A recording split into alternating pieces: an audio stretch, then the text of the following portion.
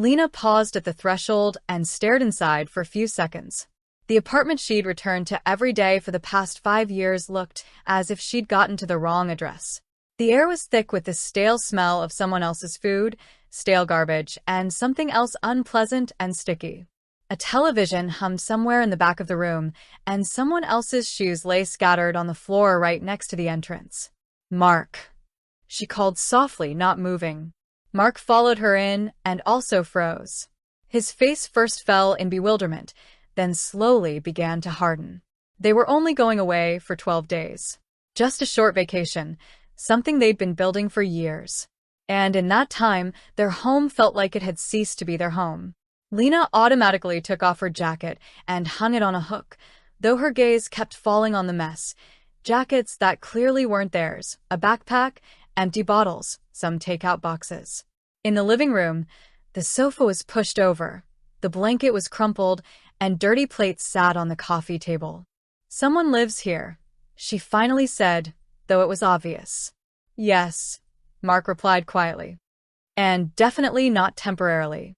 They married at 30 and 32.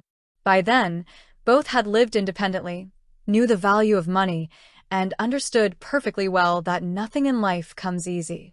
After their wedding, they moved to Berlin, where Mark got a job as an engineer in a construction company, and Lena got a job as a designer in a small architectural firm. Almost immediately, they took out a mortgage. A spacious, bright apartment on the outskirts of the city seemed like an impossible dream, but they took the plunge. From that moment on, life became a tightly scheduled affair. Mark often stayed late at work, took on additional projects, and sometimes worked part-time on weekends. Lena, in addition to her full-time job, took on freelance work, spending nights at her laptop, denying herself many things. They didn't complain. It was their choice.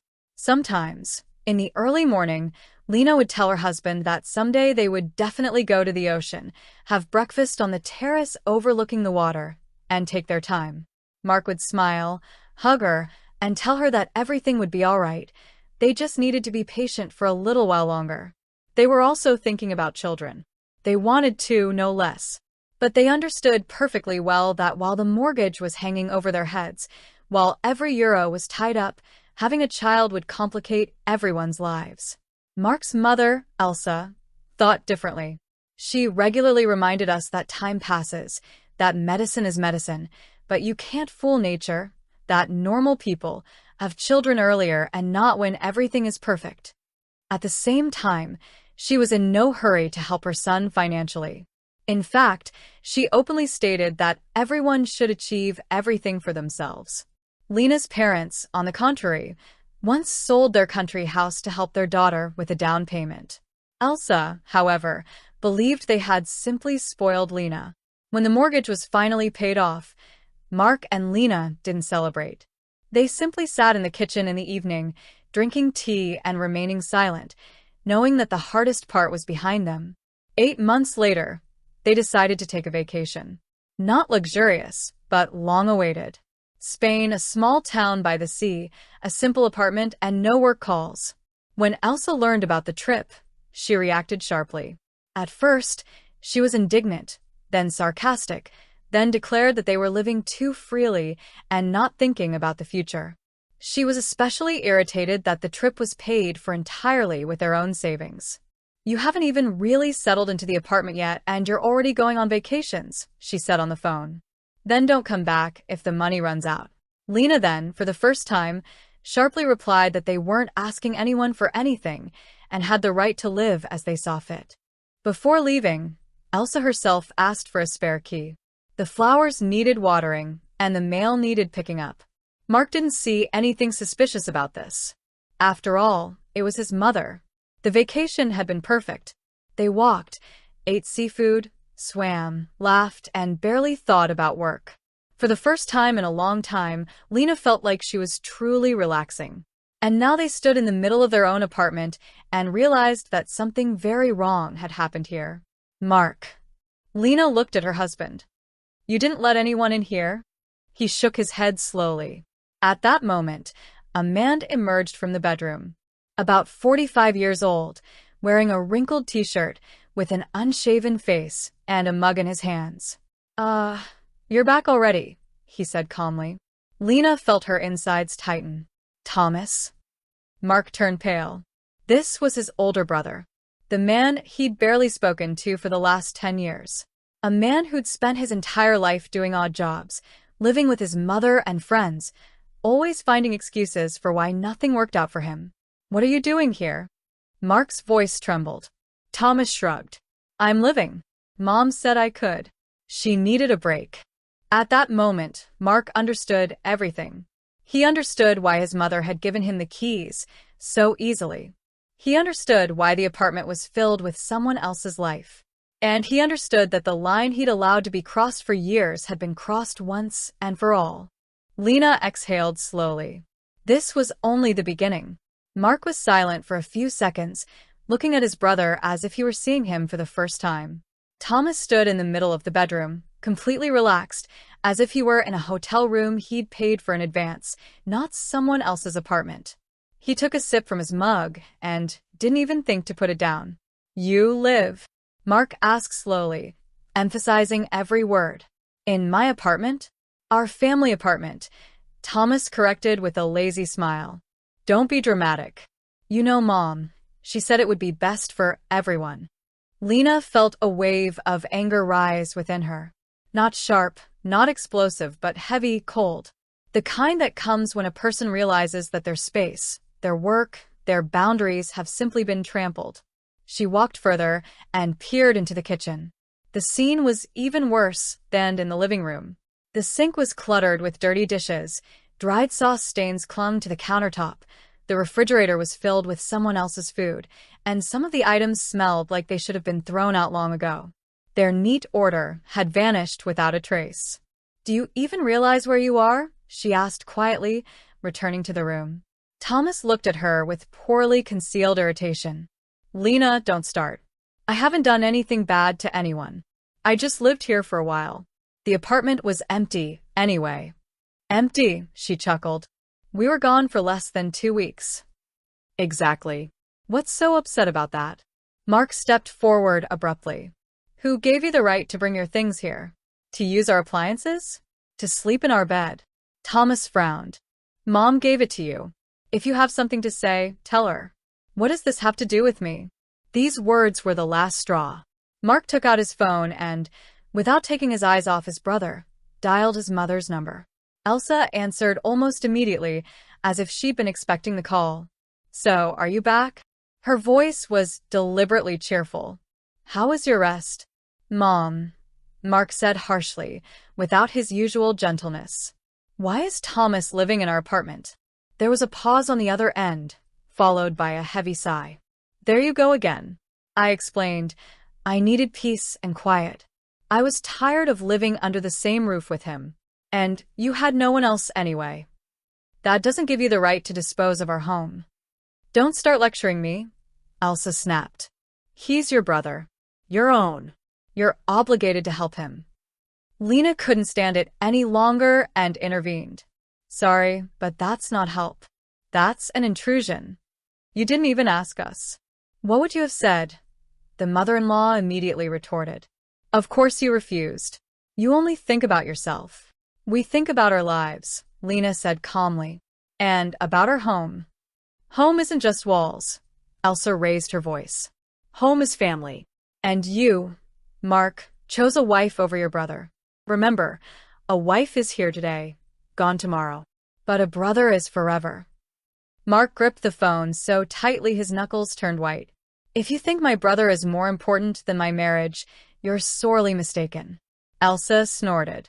"I just don't want you to regret it later. Thomas is having a hard time right now. He's searching for himself."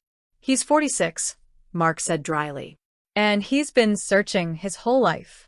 Thomas himself intervened, raising his voice. "Hey, don't talk about me like that. I wasn't asking for luxury. Just a temporary place to live." "Temporary means when the terms are agreed upon," Lena replied. "And when you respect someone else's property." "You're taking too many liberties," Thomas snapped. "This is a family matter." Lena looked at Mark. At that moment, they silently agreed, without words. "Enough." This won't go on. Thomas, Mark said calmly, but there was a hint of steel in his voice. You're packing your things and leaving. Today. Are you serious? His brother chuckled. Where would I go? That's not our problem anymore. Elsa screamed into the phone. You wouldn't dare throw your own brother out on the street. He's not out on the street. He's a grown man, Mark snapped. And if he wants to live on his own, let him earn his living and rent a place, like we do. Thomas's expression changed. You've always been like this, he muttered. Too proper. Do you think you're better than me? I just don't live off others. He slammed his mug into the sink, shattering it. Fine. But you'll regret it. Mom will never forgive you for this. He began packing, but he did it deliberately slowly, as if hoping someone would change their mind. Lena watched him and felt tired, but not regretful. As Thomas approached the exit, she blocked his path. Wait, she said. What about the mess? He grinned. That's your problem. You're the owners. Mark stepped forward, but Lena stopped him with a gesture. Go, she said to her brother-in-law. But don't come back here again. The door slammed shut. The apartment became quiet. Too quiet. They looked around. What should have been a place of rest and comfort had become an alien, dirty space. Instead of the joy of returning, there was devastation. I'll call a cleaning service, Lena said after a pause. I don't want to see all this. Mark nodded. He felt guilty, not toward his mother, but toward his wife, for not having set boundaries. Late that night, after the cleaners had left, Mark's phone rang again. His mother's name appeared on the screen. He didn't answer. Sometimes, to save your family, you have to lose the illusion of another. Morning arrived unexpectedly quickly. Lena woke to silence, not the cozy, calm one, but a wary one, as if the apartment were crouched and listening. She lay staring at the ceiling, and for the first time in a long time, she felt no joy in being home. It was as if yesterday had burned something important out of this space. Mark was no longer asleep. He was sitting in the kitchen with a cup of coffee that he hadn't finished. His gaze was fixed on the window, but it was clear he couldn't see anything. You don't have to live with this, Lena said quietly, sitting down opposite him. He turned slowly. I know. It's just, I closed my eyes for a long time. It was convenient to pretend it would all go away on its own. After that night, they hardly spoke. The fatigue wasn't physical, but mental. Cleaning up after a stranger, knowing he didn't consider it his problem, was humiliating. And even more humiliating was the realization that his husband's mother hadn't just allowed this, but considered it the norm. Mark's phone lay face down on the table. He knew there were dozens of missed messages. Messages, voicemails, accusations, reproaches. He hadn't opened them intentionally. For the first time in many years, he allowed himself not to react immediately. Towards noon, the doorbell rang. Lena jumped. Are you waiting for someone? She asked. Mark shook his head and went to answer it. Elsa stood in the doorway, unannounced, unbellied. Wearing a coat, her lips pressed tightly together, the expression of someone who had come not to talk, but to judge. We need to talk, she declared, stepping inside without even waiting for an invitation. Lena stood slowly. Her insides clenched, but she forced herself to breathe evenly. You're at a bad time, she said calmly. I always tell the truth at the wrong time, her mother-in-law snapped. She glanced around the apartment, as if searching for confirmation of her thoughts. Clean. Too clean. Not a trace of Thomas's presence. So, they kicked him out, she stated coldly. We asked him to leave, Mark replied. This is our home. Exactly, Elsa said sharply. Your home. So, does that mean I'm nothing to you now? Mom, don't turn it upside down, he said wearily. This isn't about you. This is about boundaries. Boundaries, she snorted.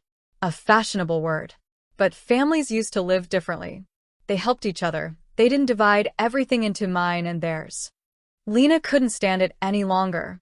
Helping is when they ask and negotiate, not when they use. Elsa turned to her sharply. Are you going to teach me? Who are you, anyway, in this family? There was silence. The kind where destinies are decided. She's my wife, Mark said firmly. And she's my family. Elsa turned pale. So, you've finally chosen a side. I chose my life, he replied. And the responsibility for it. She began speaking quickly, haltingly. She recalled raising them alone, sacrificing everything for her sons, how Thomas had always had it harder, how Mark had always been the favorite. There was no plea in her words, only accusation. Lena listened and suddenly realized, if she remained silent now, nothing would change. Not now, not in 10 years. Elsa, she said quietly, you can be a part of our lives. But only if you respect us. Our decisions, our home, our marriage. And if not, she asked defiantly, then we'll keep our distance, Mark replied, no matter how painful it may be. Elsa looked at her son for a long moment. Then she slowly took off her coat and placed it on the back of a chair. I didn't expect this from you, she said more quietly. You've changed. No, Mark replied. I just grew up. She left without a fight, without shouting. That was even more frightening. The door closed, and the apartment became quiet again. In the following weeks, Thomas tried to get in touch several times. He wrote to Mark that his mother had kicked him out, that he had nowhere to live, that family doesn't do that. Mark responded briefly and without emotion. Find a job. Rent a place. I'll help with advice, but not with money or protection. Elsa fell silent. No calls, no messages. Lena knew it was temporary. Such people rarely leave forever. But something else had entered their lives. Peace. Reality. They started having breakfast together again, laughing, making plans. Talking about the future without regard for other people's opinions. One evening, Lena said, now I understand why people put up with it for years. They think it's easier this way. Mark nodded. Easier, yes, but more expensive. A couple of months later, they started talking about children again.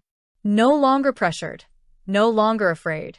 Simply because they felt they were now living their own lives, not living by someone else's expectations. Sometimes, to preserve what's truly important, you have to say no to those who are used to hearing only yes. And that, too, is a choice.